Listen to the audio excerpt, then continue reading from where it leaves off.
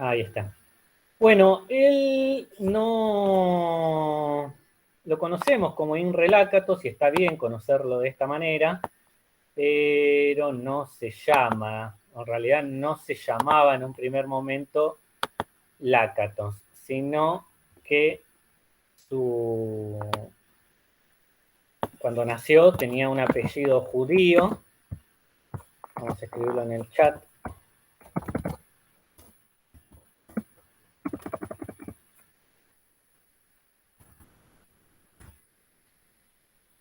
Acá. Lipschitz. Y nace en la ciudad de Dresden. No lo escribí mal. En 1922, en el seno de una familia judía, practicante, ¿no? Descendientes de judíos, en una familia de judíos, una familia judía. 1922 es nada más ni nada menos que la fecha que en Italia comienza el fascismo. Imagínense que en 1933 en Alemania, un país ahí próximo, asciende el nazismo como gobierno oficial ya en Alemania, porque el nazismo existía desde hacía varios años.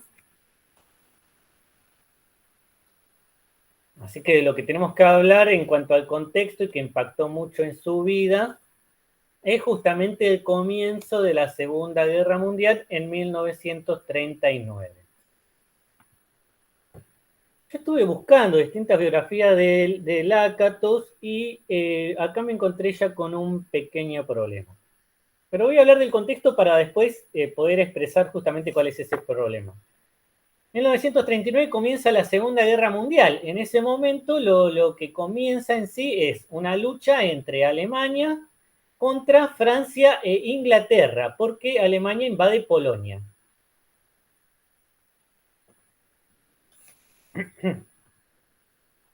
Estados Unidos no se mete en la guerra, está ahí neutral.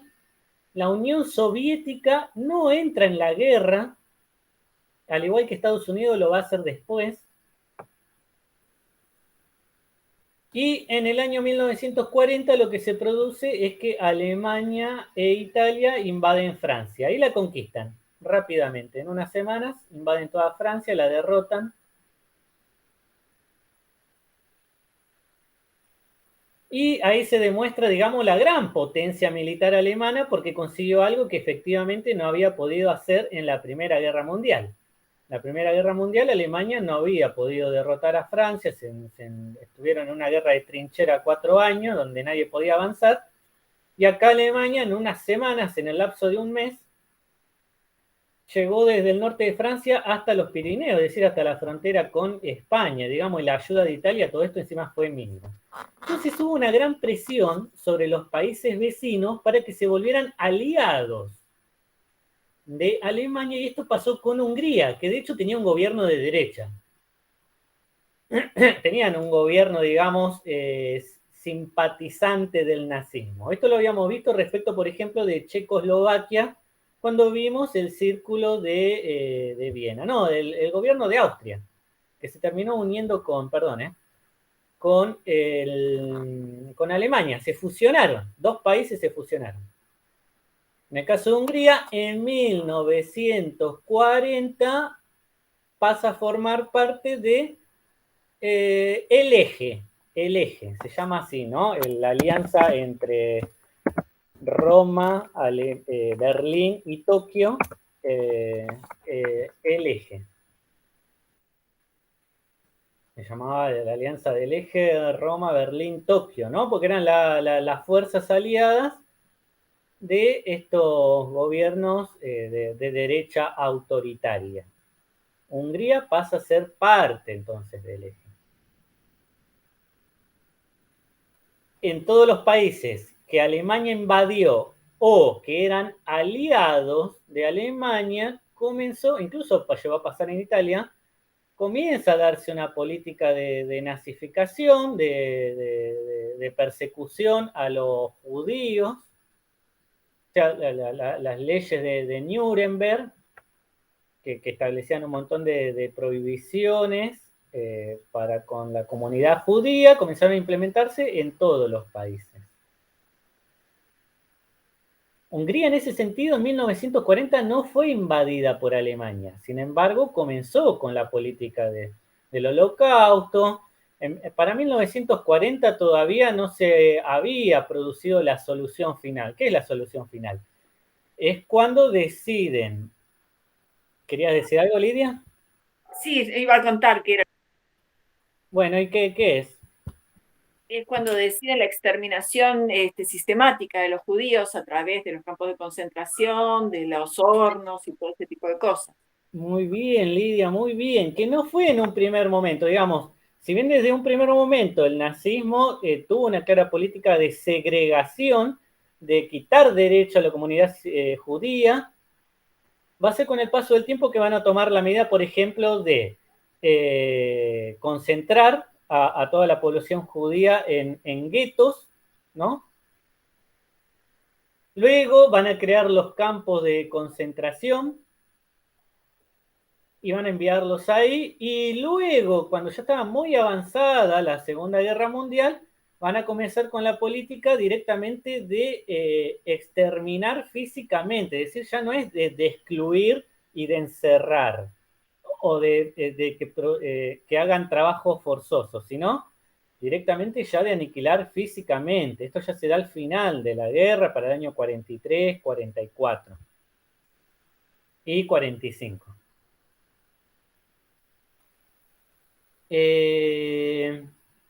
Bien, en este contexto perdió a su familia Lácatos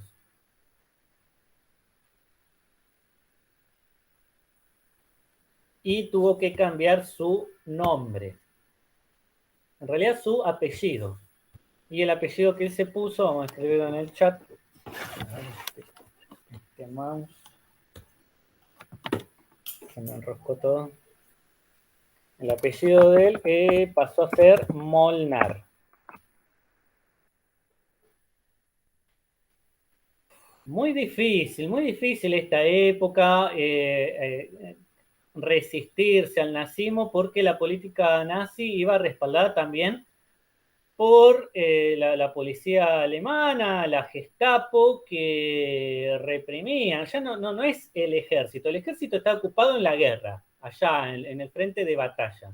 Pero luego tenemos a esta fuerza, que es la Gestapo, que es una especie de policía, que justamente es la que se ocupa de esta política de exterminio y de perseguir, digamos, los enemigos internos. Así que era muy difícil resistirse activamente. Lácatos igual trató siempre de hacer lo posible dentro de lo que se podía hacer para resistirse al nazismo, pero en realidad una de las cosas posibles de hacer en ese momento era la de tratar de sobrevivir. Digamos, a quienes no le gustaba el nazismo, el fascismo, si quería continuar con vida, la posibilidad más real era la de callarse. Callarse, porque si no, digamos, cualquier oposición era exterminada, hay que decirlo así, ¿eh? No había posibilidad de publicar algo en contra de ellos, de manifestarse. No. En 1944, Hungría es invadida por Alemania. Digamos, de ser aliada de Alemania, una aliada incondicional, porque incluso Hungría mandó tropas para que ayuden a Alemania en la guerra, cosa que no es que conquistaban una parte de Rusia y se la daban a Hungría. Bueno, tomen, ustedes participaron, le damos esto. No. Sin embargo, Hungría, en calidad de aliado, mandó tropas para las guerras que llevaba adelante Alemania. Sin embargo, buscaron una excusa los alemanes y en el año 44 la invadieron. Y acá justamente donde está el problema. Yo no sé, no encontré el dato concreto de cuándo él se cambió el apellido de Lifshitz a Molnar. Si fue en el año 40 o si fue en el año 44. Yo pienso que fue en el año 40. porque la política de persecución a la comunidad judía no comenzó en el 44, sino en el 40. A todo esto, ¿qué hizo él durante todo ese tiempo? Piensen que en el año 40 él ya tiene 18 años. En el año 44 ya tiene 22. Estuvo estudiando en su ciudad natal, en Debrecen, había una universidad, así que estudió ahí.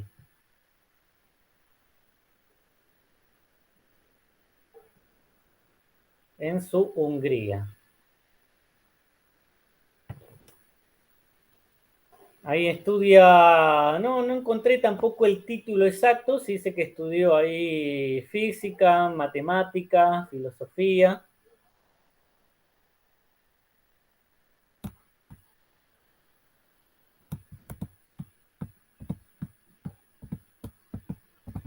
Bueno, y estudiando y leyendo también en la universidad es que se termina de dar él una formación comunista.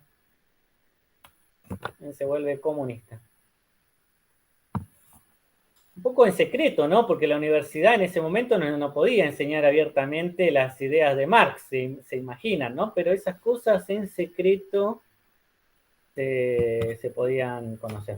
Aparte, por lo menos en esa parte de Europa, en lo que es la Europa oriental o en la Europa del Este, la resistencia al nazismo la encabezaba claramente el comunismo liderado por la Unión Soviética.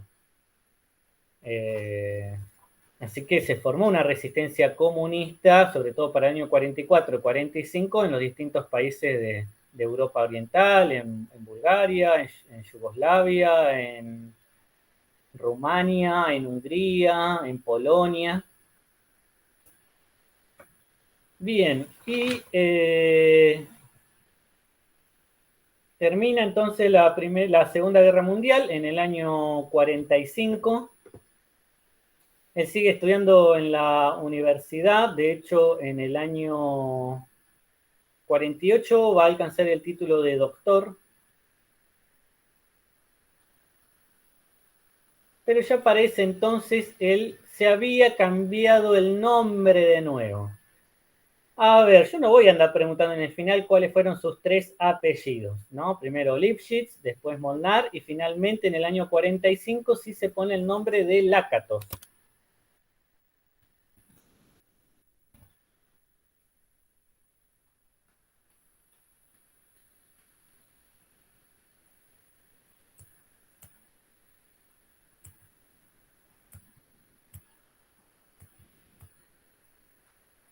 Hasta donde pude averiguar, a ver, yo encontré 2 referencias acerca de qué significa este apellido. Una es que significa pueblo en el idioma húngaro. Y el otro no me acuerdo, pero también tenía una clara referencia a su militancia también y su militancia comunista. No me acuerdo si significaba. Me sale candado, pero no era candado. Bueno, ya se me va a ocurrir, ya me voy a acordar. Y de hecho comienza a trabajar para el gobierno comunista de Hungría, así que de nuevo acá tengo que referirme al contexto. En el año 45 termina la Segunda Guerra Mundial, ¿y cómo terminó? Con Alemania derrotada. ¿Quién derrotó a Alemania? Bueno, cuando estudiamos en el secundario, a ver, ahí Lidia va a decir algo, me parece. Fundamentalmente los aliados, pero Rusia. Muy bien, muy bien. El mayor peso de la guerra en Europa, no en el Pacífico contra Japón, ahí estuvo Estados Unidos prácticamente solo, pero en Europa la mayor parte de la guerra la llevó adelante contra Alemania, la llevó la Unión Soviética, y la Unión Soviética fue la que llegó de hecho hasta Berlín. Fue cuando Hitler cae y se suicida en su búnker en Berlín, estaba rodeado la capital de tropas soviéticas. Que de hecho Hitler se suicida y ahí a las pocas horas terminan de tomar Berlín. Y es es ahí nomás prácticamente que se da el inicio de la Guerra Fría. Hay todo un debate entre quienes se dedican a la historia acerca de si la Guerra Fría comienza durante la Segunda Guerra Mundial, ya hay como unos indicios para el año 43 y 44, o si comienza más bien más adelante, en el año 49, que es cuando por primera vez en una guerra civil que se da en Grecia, interviene por un lado Estados Unidos y por el otro lado Rusia y se enfrentan, digamos, y después vienen las guerras de Corea y Vietnam y todo eso. Pero lo que sí claramente, más allá de este debate, sucede es que la parte oriental de Europa va a quedar bajo la política comunista, así como la Europa occidental, Francia, la misma Alemania, que es dividida en dos, y hasta el año 89 Alemania fueron dos Alemanias, dos países de Alemania, también va a quedar dividida con una Alemania oriental comunista o socialista y una Alemania occidental que es una Alemania capitalista y liberal. Esto no es casual, no es solamente porque Rusia había llegado hasta ahí y las fuerzas occidentales habían llegado justamente a ocupar la parte occidental de Alemania, sino porque ya se había hecho un acuerdo entre las potencias mucho antes de derrotar a Alemania de dividir así a Europa. Es lo que después Churchill va a llamar el telón de acero. ¿A qué se refería? Justamente con esta división de Europa muy, muy marcada, o sea, kilómetro por kilómetro, de qué parte iba a estar el comunismo, de qué parte iba a estar el capitalismo. Hungría, ¿dónde queda? Bueno, de la parte oriental. Entonces, todos los países de la Europa Oriental, Polonia, Hungría, Checoslovaquia, Yugoslavia, Bulgaria, Yugoslavia, van a tener gobiernos comunistas. Y esto, digamos, no es negociable y no cambió hasta el año 1990, que es cuando cae la Unión Soviética, ¿no? Bien, Lakatos, siendo comunista, entonces comienza a trabajar para el gobierno húngaro de Hungría. Ahora, él siempre fue un hombre crítico, un hombre que había estudiado, y lo que se da cuenta él, al igual que muchos intelectuales de Hungría, es que, a ver, Hungría es comunista, pero no es independiente. Es un país satélite, es una especie de semicolonia o de neocolonia de la Unión Soviética. No tiene una política comunista propia. Hace lo que Moscú, la capital de la Unión Soviética, dice que hay que hacer. Esto en realidad pasó en toda Europa oriental.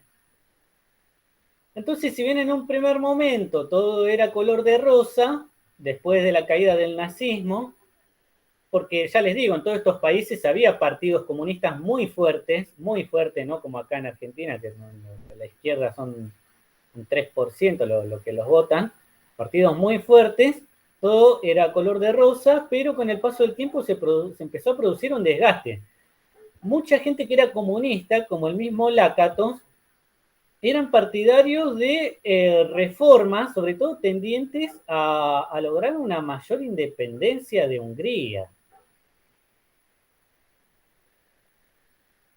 A ver, les digo en concreto, por ejemplo, ya no de cuestiones económicas, en donde se percibía también esto, que se estaban todos dentro de un mismo bloque, sino en algo tan concreto y crudo, tan feo, como es que todos los países de Europa Oriental tenían tropas soviéticas dentro de sus países, dentro de sus fronteras. Es decir, vos ibas a Budapest, que es la capital de Hungría, y estaba el ejército soviético ahí, con miles de soldados y tanques. Y lo mismo en las capitales de Polonia y de los demás países. Entonces, en el año 56, si mal no recuerdo, se produce en Hungría una revolución. Acá hay que decir que se unieron tanto los comunistas reformistas o revisionistas, como se los solía llamar, como los que estaban en contra del comunismo, porque también no es que todo el mundo era comunista. Y si mal no recuerdo fue para las fechas de octubre, noviembre de ese año, el movimiento comenzó, sobre todo primero en las universidades, es decir, fue un movimiento estudiantil que de a poco fue ganando el apoyo de otros sectores, como de parte de la clase obrera, y lograron derrocar al gobierno húngaro. Y Lakatos estuvo ahí, estuvo participando activamente en todo esto.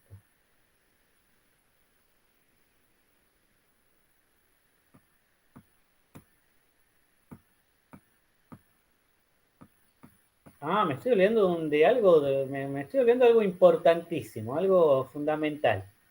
Él ya había estado preso 3 años, entre el año 50 y entre el año 53.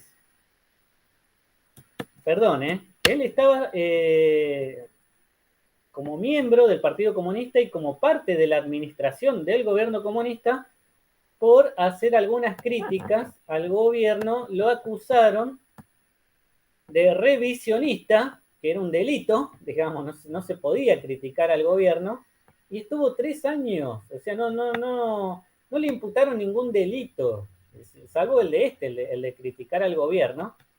Estuvo 3 años en la cárcel y salió, y de hecho no le devolvieron el cargo político, sino que para vivir tuvo que vivir traduciendo libros de matemática, que venían de otros países, él los traducía, se publicaban y ganaba dinero haciendo eso.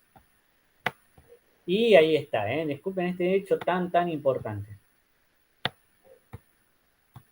En el año 56 entonces se produce esta revolución, derrocan al gobierno, primero municipal de la capital de Hungría y luego al gobierno nacional, una revolución importantísima,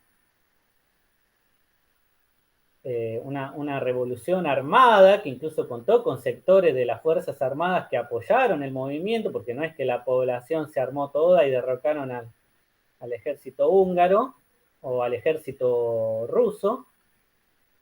Pero todo esto quedó en la nada porque la Unión Soviética lo que hizo fue mandar un ejército potente de 30.000 soldados, un ejército enorme, enorme, con miles y miles de tanques de guerra. O sea que era imposible que la población le ganara al ejército que había derrotado al ejército alemán. Y ocuparon la capital, reprimieron, mataron a un montón de gente. ¿Cómo habrá sido de fuerte el enfrentamiento que hasta murieron soldados del ejército ruso? O sea, en el enfrentamiento entre las fuerzas, mataron a cientos de soldados rusos que estaban muy bien armados y preparados y no se mandaron así de manera improvisada. Tenían generales, tenían planes de guerra, todo, impresionante. ¿Qué hizo Lakato? Se fue. Se cansó, se fue, vamos a decir, se fue, se exilió, se tuvo que ir, escapó. Bueno, me estoy extendiendo demasiado con la biografía. Así que vamos a decir simplemente que se fue a Inglaterra, comenzó a dar clases ahí, siguió estudiando ahí, también se doctoró en la Universidad de Cambridge, si mal no recuerdo, espérenme que chequeo ese dato. Sí, en la Universidad de Cambridge, en el año 61, acá tengo el dato exacto. Y va a morir en 1974, joven, ¿no? Pensemos que 52 años.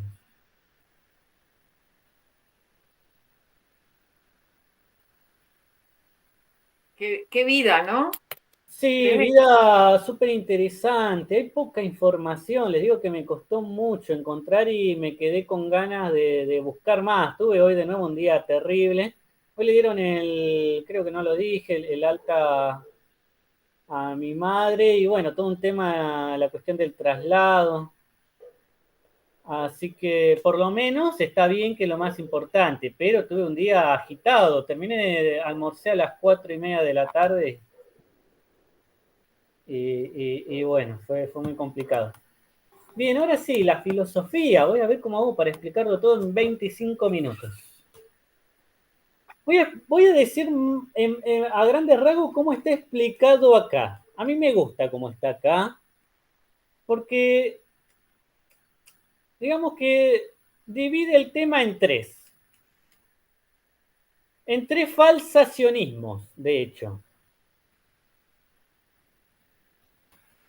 Dos falsacionismos que serían de Popper y el tercer falsacionismo que sería el de Lakatos. Y empieza explicando el texto los dos falsacionismos de Popper.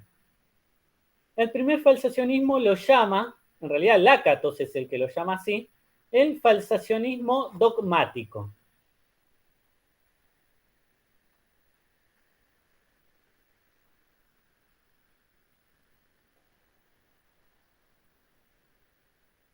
El segundo falsacionismo,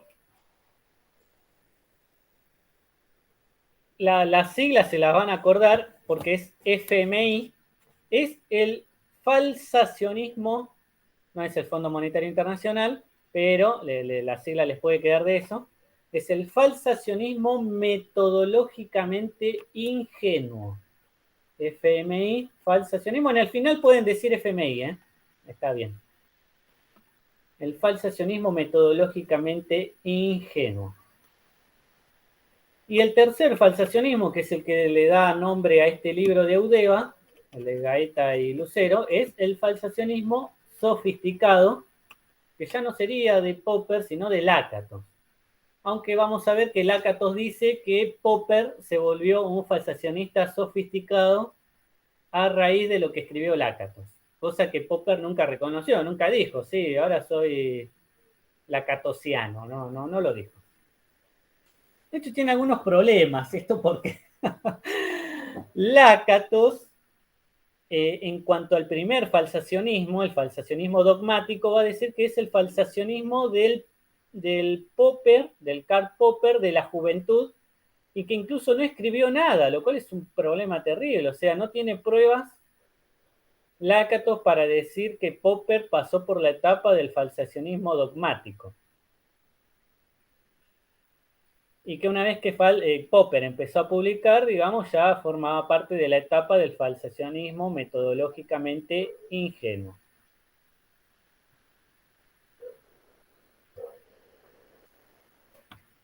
Y justamente estas tres maneras del falsacionismo van a un nivel creciente de complejidad y también hay que decirlo de convencionalismo.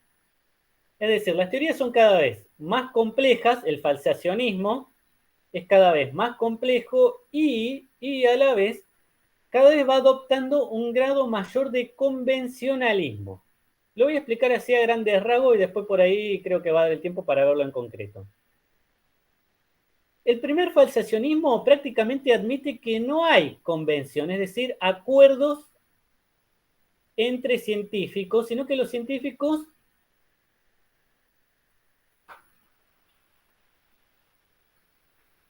ven los hechos, analizan los hechos a partir de las hipótesis que se formulan, acuérdense lo que decía Popper, luego contrastan las hipótesis y si está mal, ¿qué pasaba?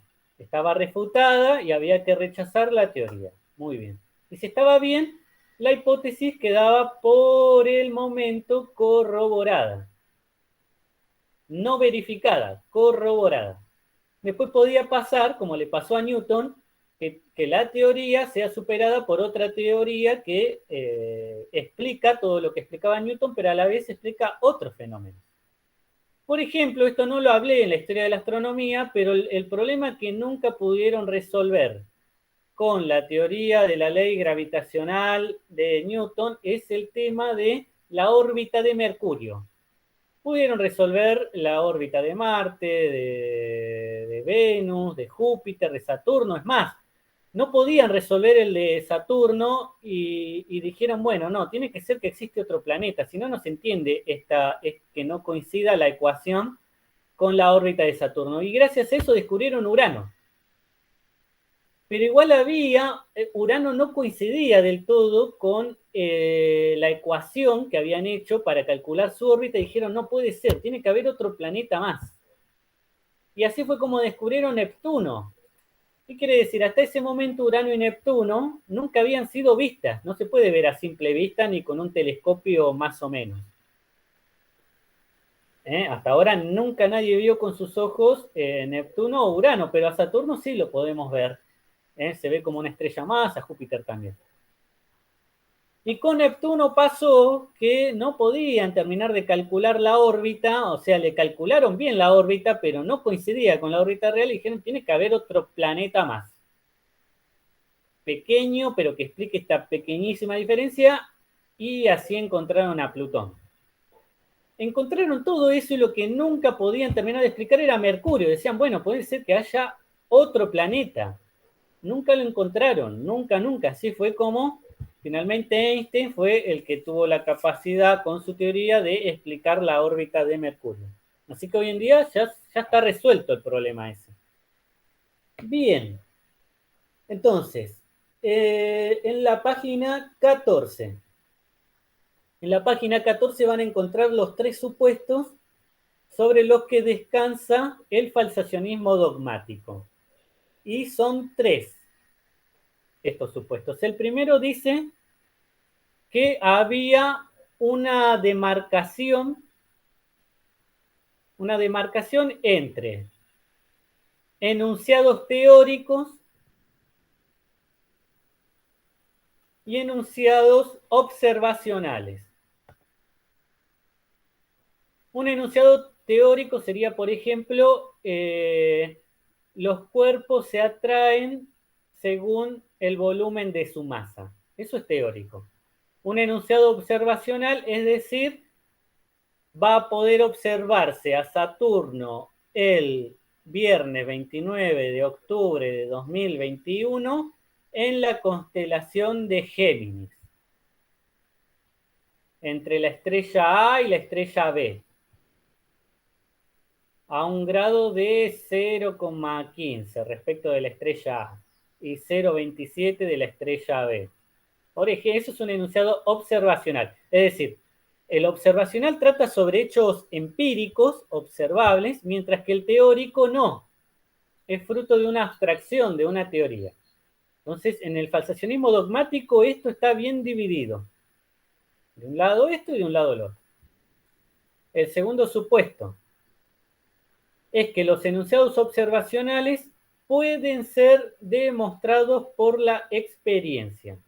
Pueden ser demostrados y pueden ser falsados por la experiencia. ¿Qué quiero decir? Si yo digo, Saturno, el viernes 29 de octubre de 2021 va a estar en la constelación de Géminis entre la estrella A y la estrella B, y yo después observo y no está, quiere decir que hay algo mal, o en el enunciado, o en la teoría, o en algo, pero eso ya, si yo soy falsacionista, ¿qué pasa? ¿Qué habíamos dicho? Cuando compruebo que algo está mal, hay algo que está mal en la teoría o en alguna parte y yo lo más probable es que tenga que tirar todo a la basura. El tercer supuesto. Una teoría científica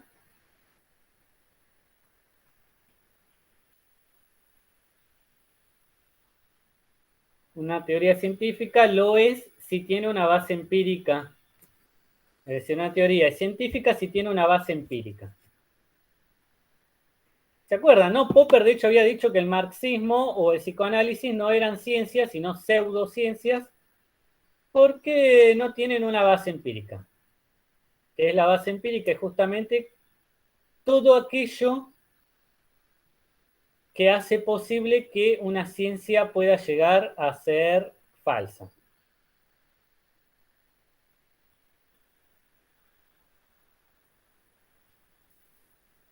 Acá también está como conjunto de enunciados observacionales. Que decía Popper, bueno, muy difícil en el marxismo encontrar una prueba contundente de que es falso. Entonces no es científico el marxismo. Es una ideología, está bien, no vamos a prohibir que exista. pero no es científica. Y lo mismo pasa con el psicoanálisis. Yo hablo del inconsciente. Ahora, y si no puedo ver el inconsciente, no me sirve como teoría científica. No es científica. Bien, pero el falsacionismo en sí de Popper superaba esta perspectiva. Es decir, cuando hablamos del falsacionismo metodológicamente ingenuo.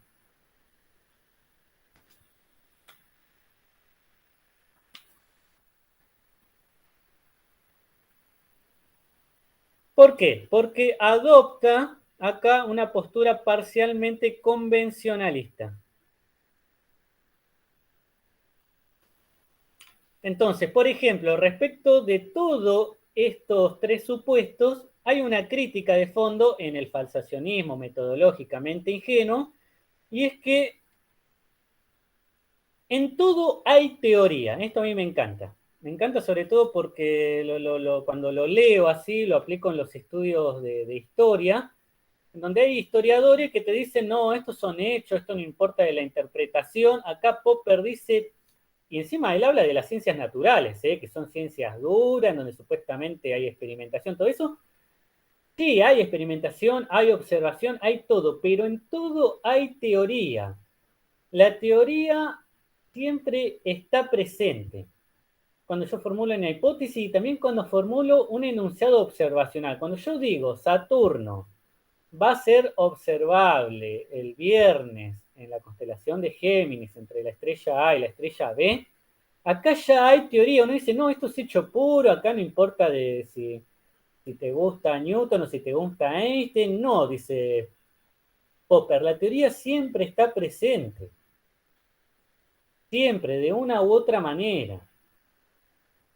A ver, ya de por sí, si usamos un telescopio para observar a Saturno, tengo que confiar en una teoría de la óptica para justamente poder confiar a su vez en el telescopio.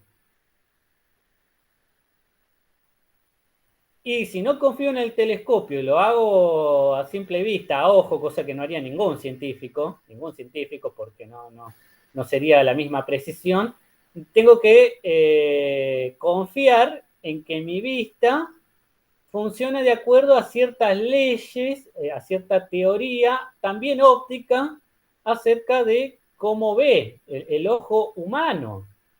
Encima el ojo humano no ve como ven otras especies.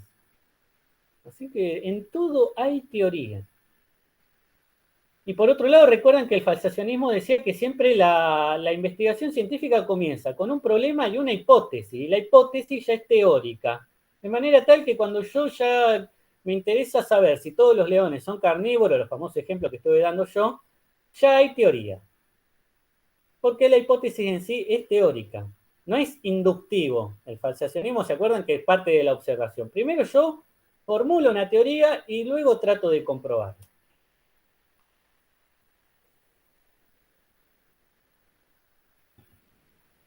Bien, también hay convencionalismo en el falsacionismo, ¿no? Metodológicamente ingenuo, porque ¿qué pasa cuando yo tengo una teoría, la pongo a prueba, trato incluso de demostrar que es falsa y no lo consigo?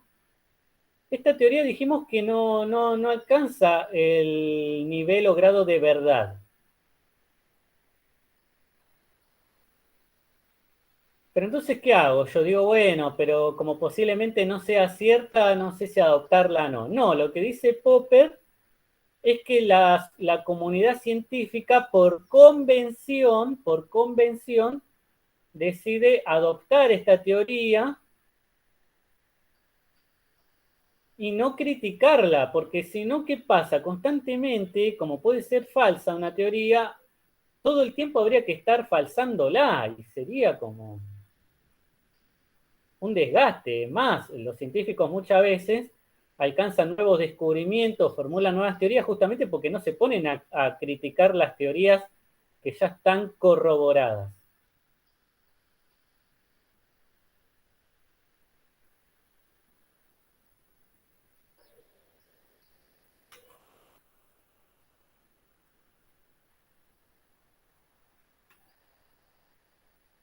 Bien, y ahora sí, qué rápido que voy, ¿eh? Ahora sí, hablemos del falsacionismo sofisticado de Lácatos.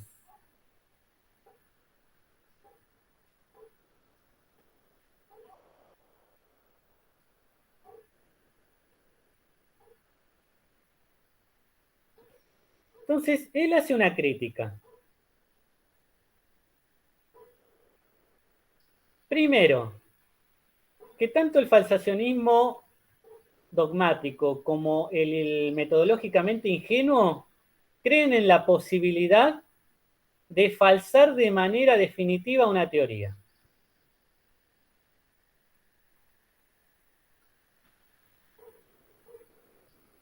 Y la otra cosa que critica muy fuerte es que para Popper el único gran logro de la actividad científica es falsar una teoría.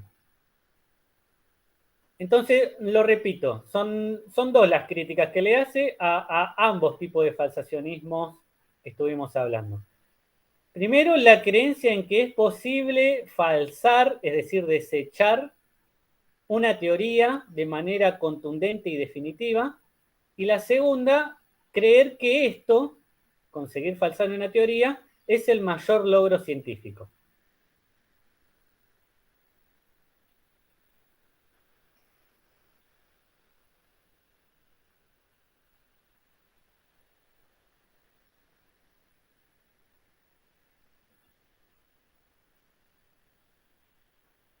¿Qué va a decir Lácatos? Esto está muy bueno y se nota acá también la influencia de Kuhn. Él tiene en cuenta muchas cosas que dijo Kuhn. Primero,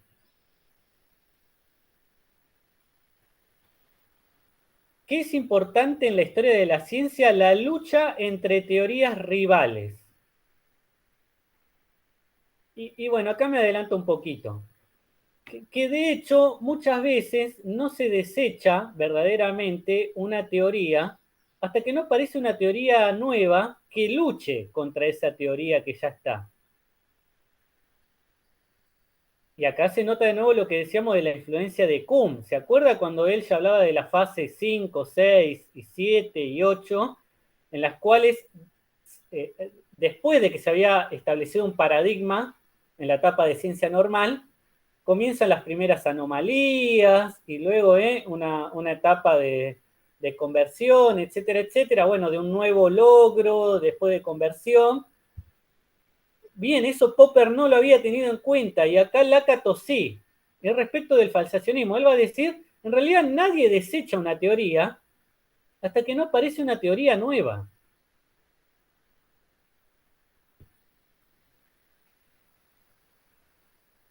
En este sentido, él le va a dar mucha importancia a un concepto que es el de experiencia crucial,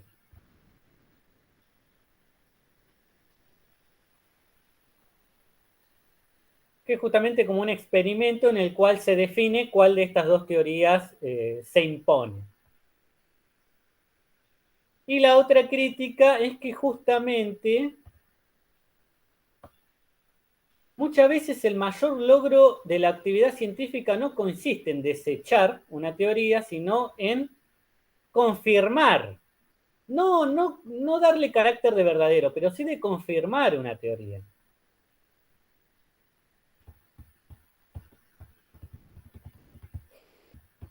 Y acá de nuevo, esto me parece muy interesante. ¿En qué consiste finalmente su propuesta? Él acuña un concepto, este es el gran concepto de su teoría, que es el de, vamos a decir las siglas, PIC, PIC, P-I-C, PIC. Si en el final hablan de PIC, está bien. ¿Qué quiere decir? Programas de investigación científica.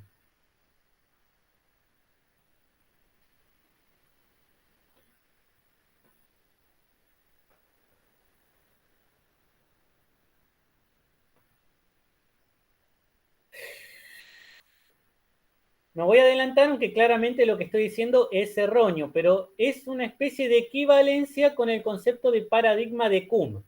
O sea, lo digo así muy sencillo, pero ahora vamos a explicar un poquito las diferencias porque son importantes. Son importantes. Pero primero voy a decir qué sería un programa de investigación científica. Es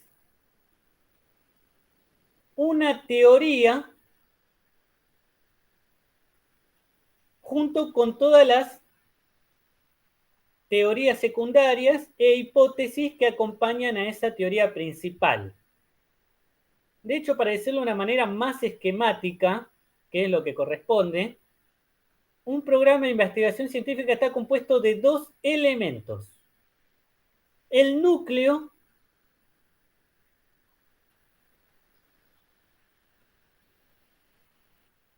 y el cinturón protector.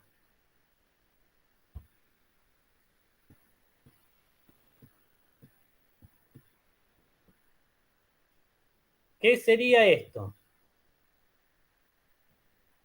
El núcleo está compuesto por esa teoría que la comunidad científica decide no criticar. La teoría que la comunidad científica decide mantener y defender.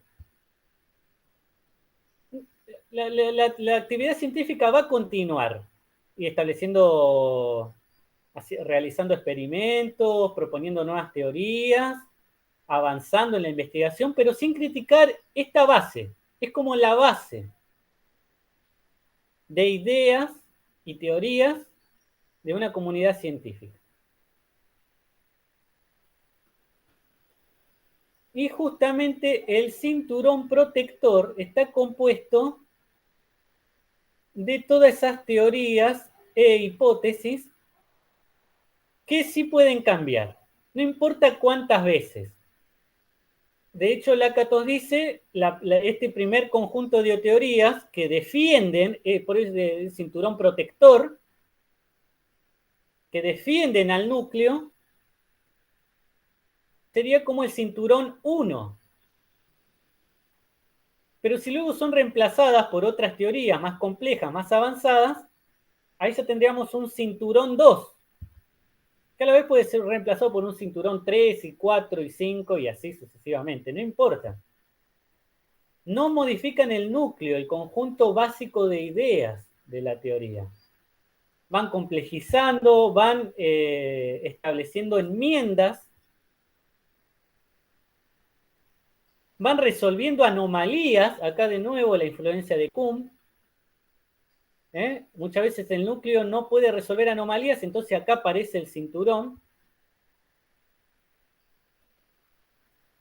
Su cinturón que tiene una heurística positiva y una heurística negativa.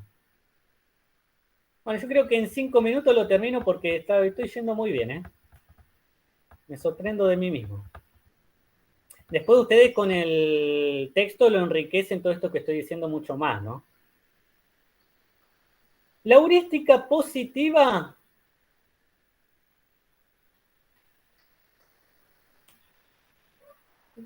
establece una metodología de cómo investigar. Es justamente, ¿se acuerdan como el paradigma en Kuhn? El paradigma en un primer momento era un logro científico que se convierte en modelo para futuras investigaciones. Un científico hace una investigación que con el paso del tiempo los científicos van a copiar el modelo, la metodología que utilizó este científico para hacer sus propias investigaciones.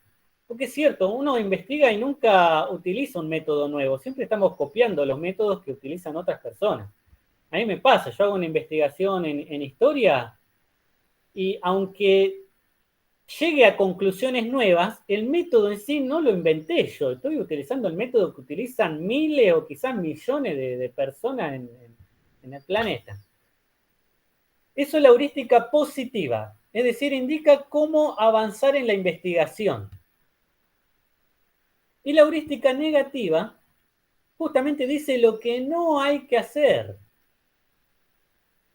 Establece prohibiciones. La más importante, digamos, la principal función de la heurística negativa es proteger al núcleo firme, al núcleo duro del programa de investigación.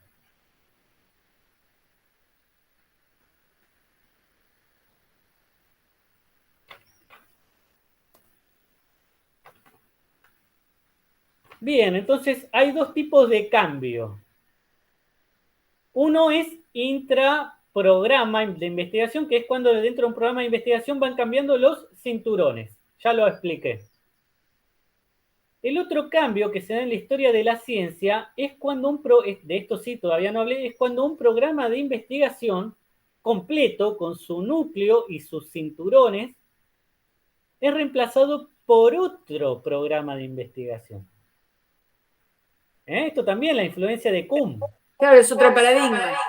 Es parecido, muy bien. Ahora, todavía no llegué a las diferencias concretas, pero la influencia de Kuhn acá está presente.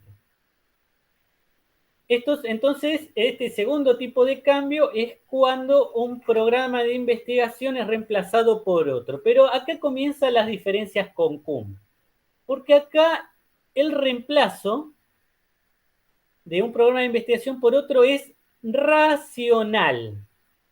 Es científico y es racional, y los programas de investigación no son inconmensurables, tampoco son invisibles. Kuhn decía, cuando estamos dentro de un paradigma no lo vemos, no somos conscientes del paradigma.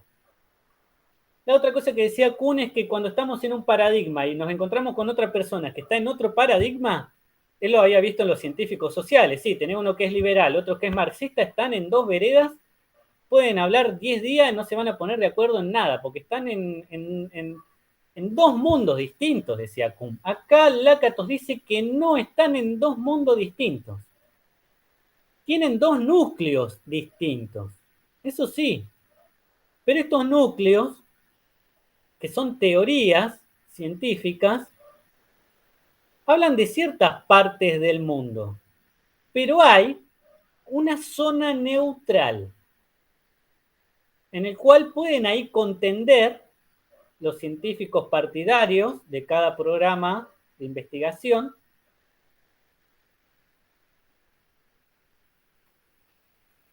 e incluso resolver cuál programa de investigación es mejor mediante también un lenguaje científico.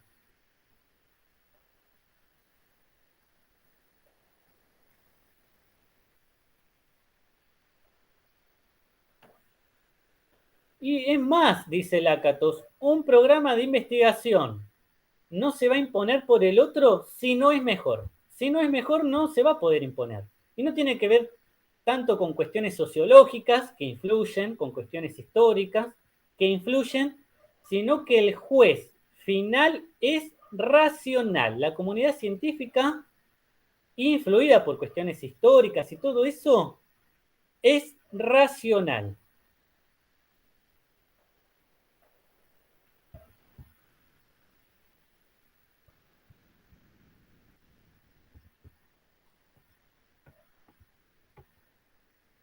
No se elimina el convencionalismo, porque algo que dice Lakatos,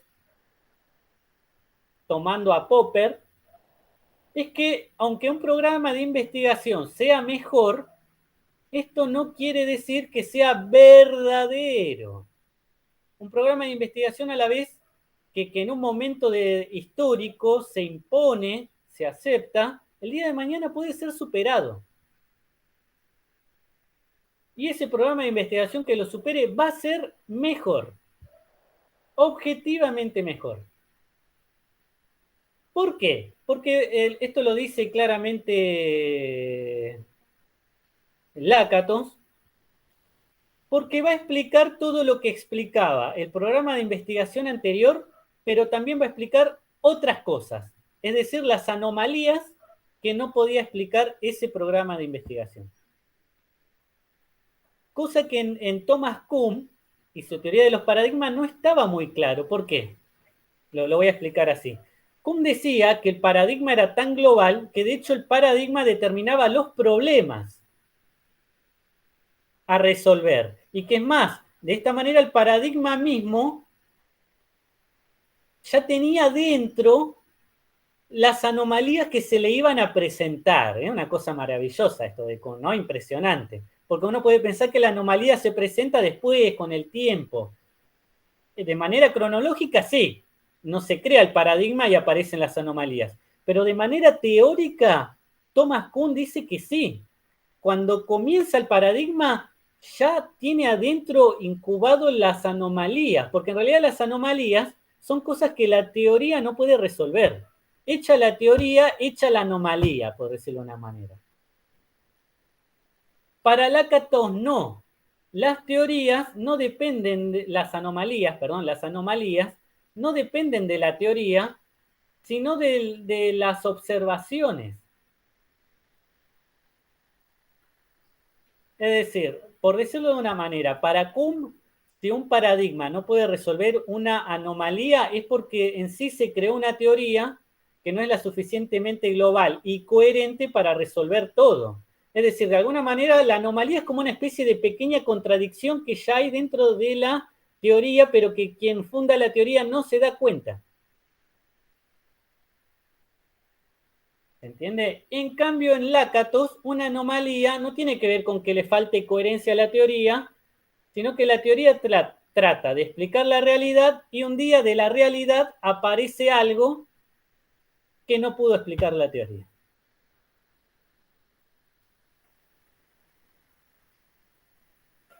Bien, lo último que voy a decir es que para Lakatos el convencionalismo entonces es muy importante, porque en definitiva se adopta un programa de investigación, está bien, porque es mejor, pero no es definitivo.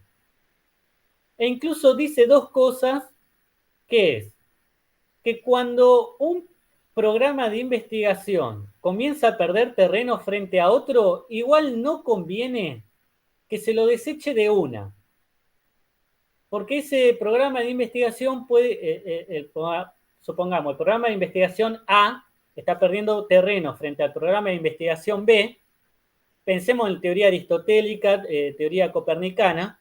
Bueno, no conviene desechar la teoría aristotélica ahí nomás. Bueno, comenzó Copérnico, abandonamos todo. Porque él dice que puede ser que cambiando el cinturón, este programa de investigación se reponga y logre incluso superar a este programa de investigación que parecía superador. A su vez, dice Lakatos, respecto de los nuevos programas de investigación que por ahí, como están naciendo, no tienen tanta elaboración, no tienen tantos defensores, entonces puede ser desechado muy rápidamente. Él dice que ante un programa de investigación nuevo, ante una teoría nueva, no hay que eliminarla rápidamente, hay que darle tiempo. Bueno, muy bien, hasta aquí lo de hoy.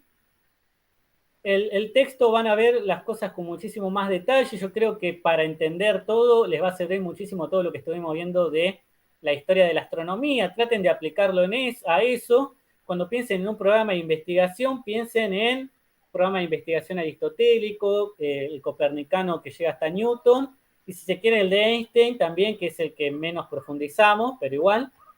Y lo mismo incluso cuando abordan la teoría de Thomas Kuhn. Bueno, y respecto del final, preparen un tema, eligen Kuhn, eligen Lakatos, eligen Popper, Círculo de Viena, algo, toman la bibliografía, traten, aunque sea de esos temas que eligieron, ver las clases que están todas grabadas. Yo lo que voy a hacer es en un Word poner los links de todas las clases grabadas por materia, ¿no? Incluso voy a tratar de poner al lado de cada link qué se habló en ese día. Entonces, para que no se tengan que ver las 16, 17 clases creo que hubo en cada materia, y ver por ahí, digo, bueno, yo voy a preparar este tema, entonces sí, veo estas dos clases grabadas. Porque a veces yo digo cosas en las grabaciones que no están en la bibliografía. Por ejemplo, hoy, la vida de Lakatos y el contexto de Lakatos. Entonces, si alguien dice, quiero preparar Lakatos, y leen esto, y no hay nada. Y yo puedo preguntarle algunas cosas de Lakatos. Por ahí no cosas puntuales, pero empezar al final diciendo, bueno, vas a hablar de Lakatos, decime brevemente su biografía, dónde nació, qué cosas le pasaron. No le voy a pedir los 3 apellidos, ya le digo. Y en dónde se tuvo que exiliar, por qué motivo. Y ya está. Y obviamente también para explicarlo bien, van a tener que hacer lo que hice yo, que es explicar el contexto. Si yo no hablaba de la Segunda Guerra Mundial y de la Guerra Fría y de la Revolución del 56 en Hungría, no se iba a entender nada. Así que, bueno, eso. Cualquier duda, igual antes del final me escriben, ¿eh? A mí no me molesta. Y acuérdense que son 2 unidades, también puede ser un tema de la unidad 1, un texto en particular, o la unidad de epistemología feminista, lo que quieran. Bueno, una pregunta. Siempre ustedes me hacen preguntas, ahora yo les pregunto a ustedes. ¿Ahora se van a encontrar a las 8 aproximadamente en el Rojas, en la entrada del Rojas o en otro lugar?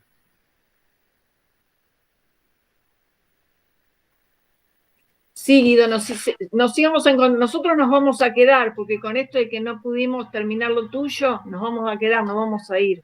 Ah, bueno, ahora me hacen sentir muy No, culpable. no te sientas mal, ¿no? Porque, viste, no tiene la culpa nadie. Yo hoy estuve rabiosa con el tema de la luz, que parece ser que voló uno de media ¿cuánto es? Media tensión. De media tensión y tuvimos un montón de tiempo sin luz. Escúchenme, no, pero no se lo pierdan. ¿Por qué no pueden faltar mañana a la clase de filosofía medieval y hacerlo en el transcurso de la mañana? Sí, sí, también, pero qué sé yo. De la mañana y del mediodía. No le digo entréguenlo a las 10 de la mañana, pero sería una pena, te lo digo a ustedes y al resto también, ¿eh? Sí, sí. Bueno, vamos a ver, Guido, vamos a ver, ahora vamos a hablar un ratito, a ver cómo hacemos. De las mejores materias de medieval, pero bueno, sí. Sí, además. Pero después está la grabación, si fuera que yo no grabo sería otra cosa, pero está la grabación, va a ser muy expositivo Santo Tomás y va a ser rápido. Tienen la bibliografía también porque tienen el texto de Copleston y tienen el texto de Gilson. Bueno, vamos a tratar de ver. Bueno, será hasta mañana. Entonces nos vemos en un rato. Bueno, chao. Bueno, chao, Vamos a dejar de grabar.